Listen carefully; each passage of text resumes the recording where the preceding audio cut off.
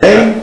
My name is Richard Rives. I'm president of Wyatt Archaeological Research. I worked with Ron during the last 10 years of his life. And basically we're here in the room where we share the information about the Noah's Ark site over in eastern Turkey. What Ron found is a boat-shaped object, the exact dimensions as specified in the Bible for Noah's Ark. At one point the Turkish government declared it a national treasure and a national park and built a visitor center at the site. In 1990, Ron and I went over and cleaned one side, so you can see what appear to be rib timbers coming down.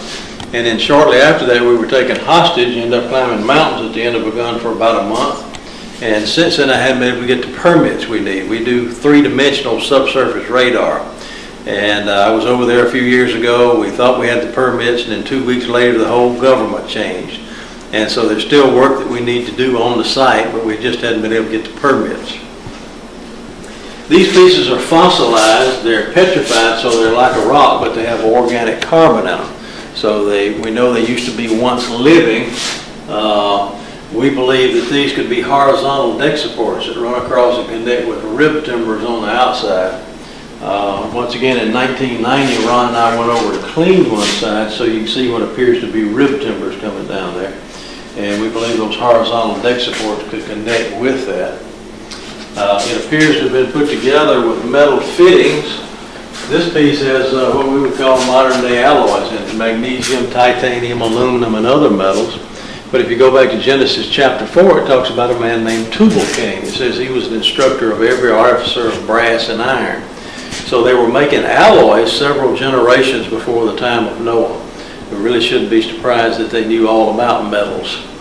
The unit of measure that Moses would have used to describe Noah's Ark would be the Royal Egyptian cubit. He grew up in Egypt, so that's what he was familiar with. The Royal Egyptian cubit is the cubit and a handbreadth that Ezekiel talks about. It's a handbreadth longer than the Hebrew cubit. And using laser measurement on the site, it works out exactly 300 of those Royal Egyptian cubits.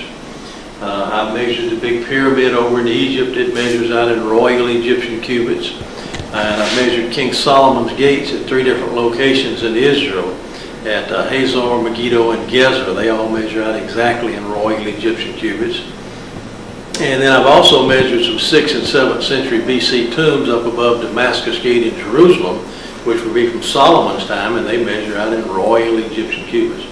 So when you read things in the Old Testament, it's a little bigger than people have thought. It's based on the 20.6-inch Royal Egyptian cubit. Okay. This is information on the cities of the plains, Sodom, Gomorrah, Admah, and Zeboim. The Bible says that God rained fire and brimstone on those cities and burned them up.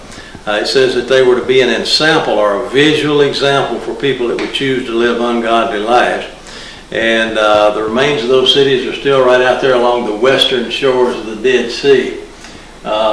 When you burn calcium carbonate or limestone, which is what those old Canaanite cities were made out of, in the presence of brimstone or sulfur, produces calcium sulfate ash. And everything you see out there is 100% calcium sulfate with brimstone all in the layers of ash. And these are pieces of brimstone down here, and you can see some of them still stuck in chunks of ash down below.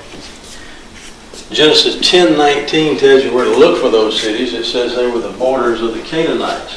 And so they're scattered out along the western shores of the Dead Sea. Zeboim's actually north of Jericho. In 1 Samuel, we read about a Philistine army traveling in 3 different directions from Michmash, which was about 20 miles north of Jerusalem. And one part of the army went east toward the valley of Zeboim, and there's still ash and remains in that area.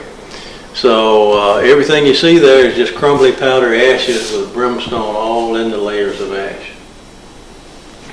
Any comment on the ziggurat? No, I don't want to. Okay. Over here we have some other displays. Okay. This is information on the Red Sea crossing. If you remember, when Moses killed an Egyptian, he fled to Midian, married Jethro's daughter, and became a Midianite shepherd. So he was in present-day Saudi Arabia when he came on the burning bush at Mount Sinai. At the time of the Exodus, he was supposed to bring the people back to that mountain, but they were told to turn back and encamp by the sea. And when they did, they got in this canyon, Wadi Watir, that leads out onto a big beach here at Nueva. When you get in that canyon, you're stuck there for about 20 miles, and the Bible says that Pharaoh thought the wilderness had shut them in. And that's exactly what happens when you get in there. We believe this is where they came out and that this is where they crossed. Right up here and right down here is 6,000 feet deep, so it'd be like going in and out of the Grand Canyon. But right across there, because of the sand washing out of those canyons during the flash floods, it's filled in the Red Sea right there and made a gradual slope all the way across. And the Bible says that God prepared a way in the deep, and that's exactly what we find there. Ron went diving in the Red Sea and found artifacts, and so when he knew where they crossed, he knew that Mount Sinai had to be in Saudi Arabia. And Galatians chapter 4 talks about Mount Sinai in Arabia. The traditional site is here in the peninsula, now known as the Sinai Peninsula. The way this became known as Mount Sinai, Helena, Constantine's mother, went around picking out holy places, and she said that was Mount Sinai. You just didn't argue with Constantine's mama. That wasn't a good idea. And so, because Ron found the crossing right here, he knew that, just like Galatians chapter 4 says, that Mount Sinai is in Arabia. So he went on over into Saudi Arabia and found the real Mount Sinai. The Bedouins know it as Jebel Musa, the mountain of Moses. They were told to build the altars of unhewn stones or just pile up rocks, and the altars are still right there.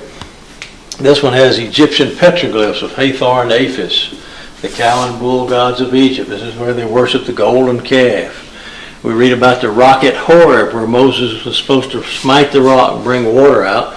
And there's a 60-foot tall boulder split right down through the middle, and you can see where water just poured all out of there. And so everything described in the Bible is still right there. When Ron showed it to the Saudis, they built a 12-foot tall chain link fence all the way around it and declared it to be a secure area, put security agents out there. And it's on their map today as Jebel Musa, the mountain of Moses, or Mount Sinai. And then over here is the information on our work in Jerusalem.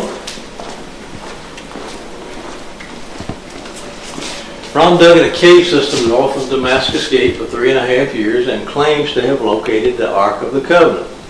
Now, the Bible says that only in the mouth of 2 or 3 witnesses is every word established. And Ron was not able to prove that he found the Ark of the Covenant before he passed away in 1999. So in an effort to provide some confirmation for that, we completely re-excavated that area from 2003 through 2007, and we're still working over there. In 2003, we were in King Solomon's Quarries, or Zedekiah's Cave, under the old city. And then in 2003, we were right down there where you see, in 2005, we were right down there where you see Ron. That's about 30 feet underground. And we worked with Israel Antiquities Authority, and because it was so dangerous down there, the safety engineers that we worked with insisted that we excavate from the surface.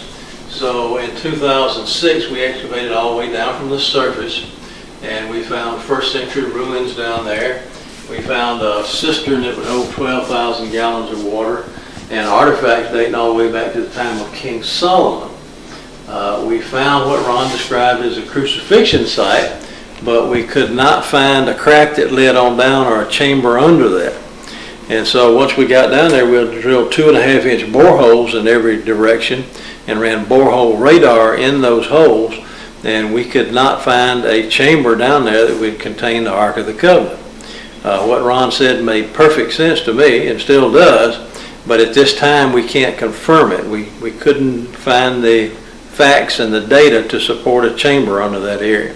So we're still working. Right now we're about 75 feet underground, once again back in Zedekiah's Cave, or King Solomon's Quarries, and we're heading north, and we're making a lot of progress. We had about 60 people working there this year. Some sulfur, balls of sulfur, brimstone,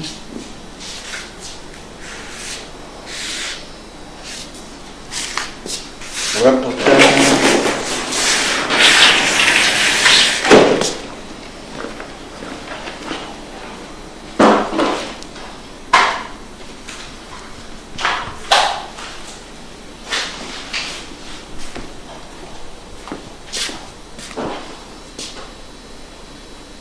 You seem a little bit hostile to Ron's work. Yes, I like to see the proof. That's what a lot of them, he's made a lot of extraordinary claims, and with extraordinary claims, you need extraordinary evidence. I agree. And I haven't seen the evidence.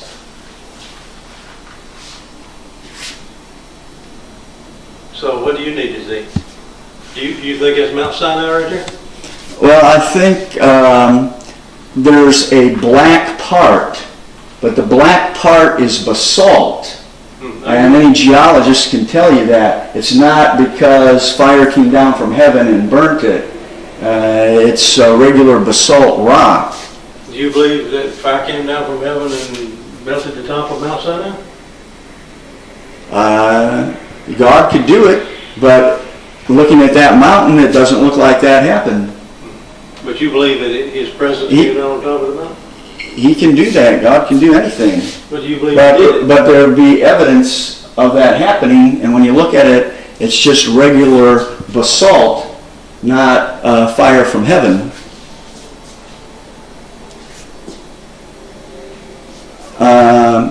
And did he say he translated this column here? Or is that like translation available on that pillar? Through the interview. Okay.